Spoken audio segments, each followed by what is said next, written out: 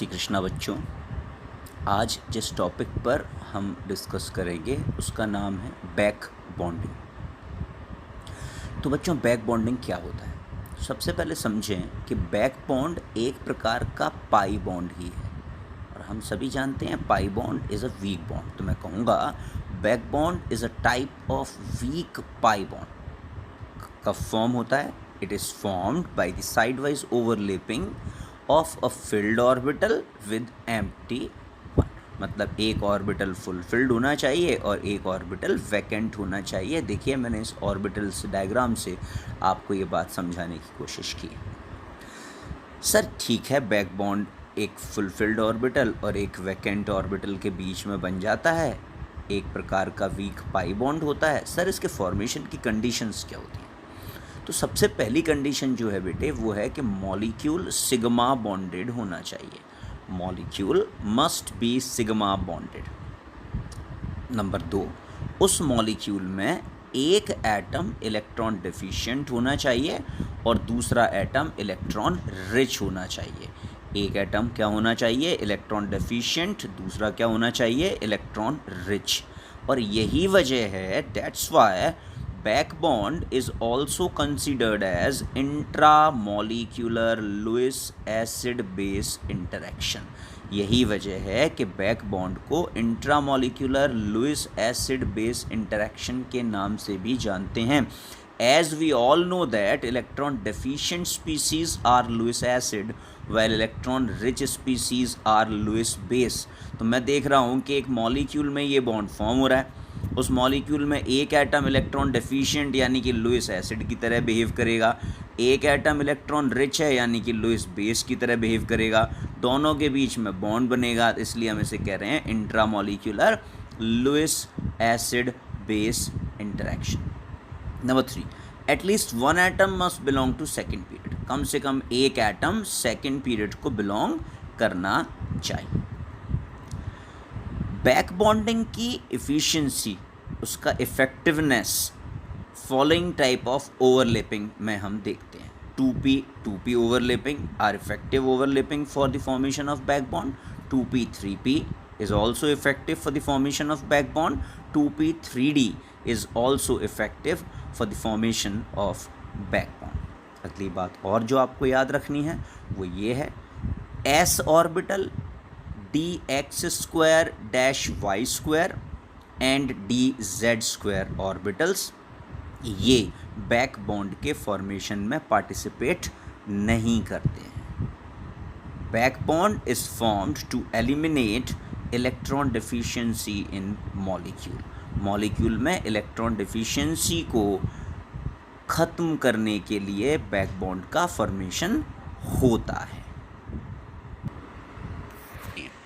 तो properties back bond के द्वारा जो हमें देखने को मिलती हैं वो है, बैक बॉन्ड की वजह से बॉन्ड लेंथ हमेशा डिक्रीज़ होती है। बैक बॉन्ड की वजह से बॉन्ड लेंथ हमेशा डिक्रीज़ होती है। नंबर 2, हाइब्रिडाइजेशन में और may not be change. Hybridization बदल भी सकता है और नहीं भी बदल सकता। Number 3, due to back bonding bond angle either increases और remain same but never decreases. Back bonding की वजह से बॉन्ड एंगल या तो बढ़ता है या कांस्टेंट रहता है, लेकिन कभी भी घटता नहीं है। तो अब ये चीज़ हम यहाँ पर देखेंगे कि कब हाइब्रिडाइजेशन बदलेगा, कब हाइब्रिडाइजेशन नहीं बदलेगा, कब बॉन्ड एंगल बढ़ेगा, कब बॉन्ड एंगल नहीं बढ़ेगा। ये दो केसेस के द्वारा हम समझने की कोशिश करते हैं। Case number 1, when central atom is electron deficient. जब मॉलिक्यूल में प्रेजेंट सेंट्रल एटम क्या हो? इलेक्ट्रॉन डिफिशिएंट हो, यानी कि लुइस एसिडिक नेचर जो है वो शो कर रहा हो, तब बैक बॉन्डिंग की वजह से हाइब्रिडाइजेशन में कोई चेंज नहीं होता। बैक बॉन्डिंग की वजह से हाइब्रिडाइजेशन में कोई चेंज नहीं होता और मॉलिक्यूल का लुइस एसिडिक कैरेक्टर डिक्रीज़ होता है। और मॉलिक्यूल का लुइस एसिडिक कैरेक्टर डिक्रीज़ होता है। ये देखिए, मैंने यहाँ पर BF3 का केस जो है आपके साथ डिस्कस किया है। हम सभी जानते हैं BF3 में central atom is boron which is electron deficient and is sp2 hybridized, while fluorine is electron rich and can give a pair of electron to boron to complete its octet। तो आपने देखा कि जो dotted line है वो pi bond है, week pi bond है, back bond को रिप्रेजेंट कर रहा है। हम देख रहे हैं बोरॉन के सराउंडिंग दोनों ही स्ट्रक्चर्स में 3 सिग्मा बॉन्ड हैं, इसीलिए दोनों ही केसेस में बोरॉन का हाइब्रिडाइजेशन आपको दिख रहा है sp2। So there is no change in the hybridisation of central atom that is boron. And also the electron deficiency यानी कि Lewis acidic strength also decreases. Case number 2, when central atom is electron rich, जब central atom क्या हो, electron rich हो, तब क्या होगा, तब बैक बॉन्डिंग की वजह से there will be change in hybridisation.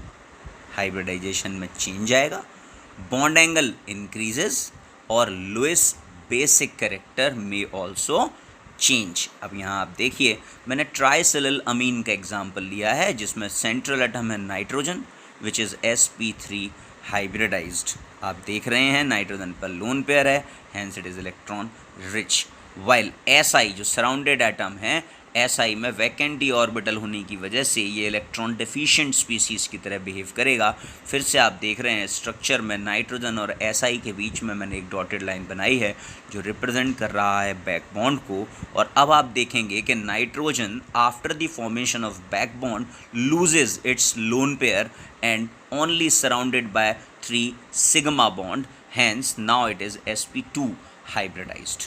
पहले क्या था, sp3 hybridized था, अब क्या है, sp2 hybridized है। तो हम देख रहे हैं कि परसेंटेज s कैरेक्टर बढ़ा और percentage s character is directly proportional to bond angle, इसीलिए बॉन्ड एंगल भी बढ़ा। तो बच्चों ये सारे पॉइंट्स जो मैंने बैक बॉन्ड में आपके साथ डिस्कस किए हैं बड़े इंपॉर्टेंट हैं। नीट मेंस जैसे एग्ज़ाम्स में ये हमसे पूछे जाते हैं, हम आसानी से क्वेश्चंस को अब सॉल्व कर सकते हैं। Thank you so much.